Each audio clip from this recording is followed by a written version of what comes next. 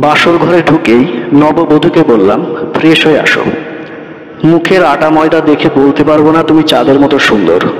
নববধূ আমার দিকে চোখ বড় বড় করে তাকালো, তারপর বলল, বিয়ের আগে আমাকে দেখেননি? আমি মুখ বাঁকা করে বললাম, হ্যাঁ একবার তো দেখেছিলাম, কিন্তু সেদিন আরো বেশি আটা ময়দা ছিল। নববধূ আমার দিকে যেভাবে তাকালো মনে হচ্ছে আমাকে চিবিয়ে খাবে। তারপর খাট থেকে উঠে ফ্রেশ হতে যাবার জন্য পা বাড়ালো। আমি বললাম, তোমার নামটা যেন কি? বাহ, মাত্র একদিনে নামটাই ভুলে গেলেন। কালকে তো মনে হয় বলবেন, এই নিয়ে তুমি এ বাড়িতে কি করো? আমি জোর স্বরে বললাম, নামটা জিজ্ঞেস করছি আর এত কথা শুনিয়ে দিলে? এত বেশি কথা মেয়েদের মুখে মানায় না। নববধূ ইরা বলেই ফ্রেশ হতে চলে গেল। আমি বসে বসে হাসছি, আয়নার সামনে গিয়ে হাসছি। এরকম যন্ত্রণা মনে হয় বাসরাতে কোনো মেয়ে পায়নি। ফ্রেশ হয়ে প্যারা ঘরে আবার আসলো। এবার চোখে মুখে লজ্জা দেখতে পাচ্ছি। আটা ময়দা ছাড়া তো ভালোই দেখাচ্ছে। গাল ফুলিয়ে বসে আছে, চোখ দিয়ে পানি ঝরছে মনে হয়। আমি বললাম, মিসেস প্যারা, আপনাকে আটা ময়দা ছাড়া ভালোই দেখাচ্ছে। রবীন্দ্রনাথের নন্দিনীর মতো নববধূ কাঁদো কাঁদো স্বরে বললে, প্যারাকে? আমি মুচকি হেসে বললাম, একটু আগে না তুমি বললে তোমার নাম প্যারা? নববধূ এবার কেঁদেই দেবে, বলল, ইরা বলেছি, ইরা, প্যারা না। আর আপনি কানে কম শোনেন নাকি? আমি বললাম, প্যারা ম্যাম, আপনার প্যাচার কণ্ঠে একটা গান শোনান তো। নববধূ শুধু পারছে না আমাকে গলা টিপে ধরতে, বলল, প্যাচার কণ্ঠে গান শুনতে হবে কেন? আর আমি গান টান পারি না। আমি খাটে বসলাম, বসে বললাম, তো প্যারাটা কি? নববধূ দাঁত কিলিয়ে বলল, আমি কলেজে বক্সিং চ্যাম্পিয়ন ছিলাম, বেশ মারতে পারি মানুষকে, দেখবেন। পাশের টেবিলের ভিতরে মশারি ছিল, আমি মশারি নিয়ে ইরা হাতে দিয়ে বললাম, মশারি টানাও ঘুমাবো। ইরা আমার দিকে তাকিয়ে বলল, সারা বাড়ি তন্ন তন্ন করে খুঁজলেও মনে হয় একটা মশা পাওয়া যাবে না, আর আপনি মশারি টানাতে বলছেন? আপনার মাথায় যে সমস্যা আছে তা আগে জানতাম না। এতই যদি শখ থাকে তাহলে নিজে টানিয়ে ঘুমান।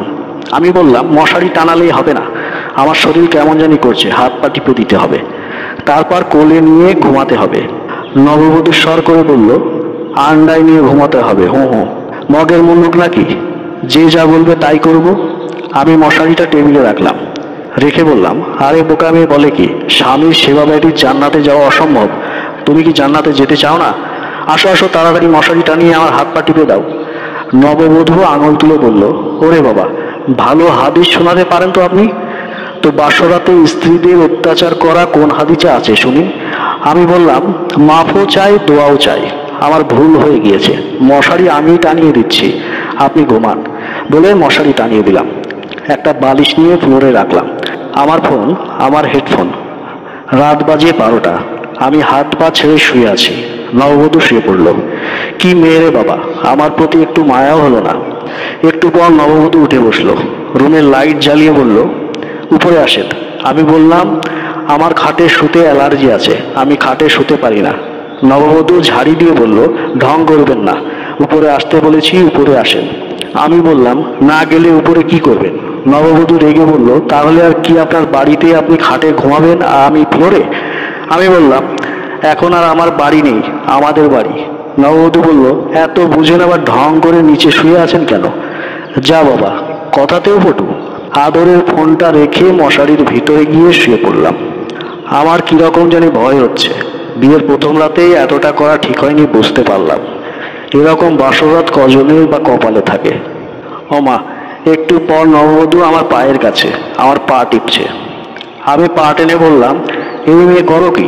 নববধূ বলল, কেন, আপনার সেবা করছি। আমি বললাম, অনেক সেবা করছো, আর করতে হবে না। রাত তো আর কম হলো না, এবার ঘুমাও শান্তি মতে, সারাদিন তো মানুষের চিল্লা চিল্লিতেই ছিলে।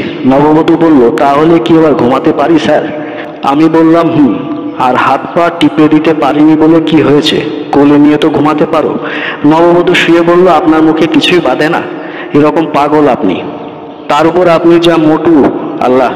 আমি বললাম, সেটাও তো ঠিক, মাঝরাতে ঘুমালে সেই রকমের ঘুম হয়, কিন্তু সকালে উঠে দেখি আমার বুকে ইরা, কোলে করেই ঘুমিয়েছে। আমি বললাম, কি ব্যাপার, এত মোটু ছেলেকে কোলে নিয়ে যে? ইরা বলল, সমস্যা কি, আমারই তো বর।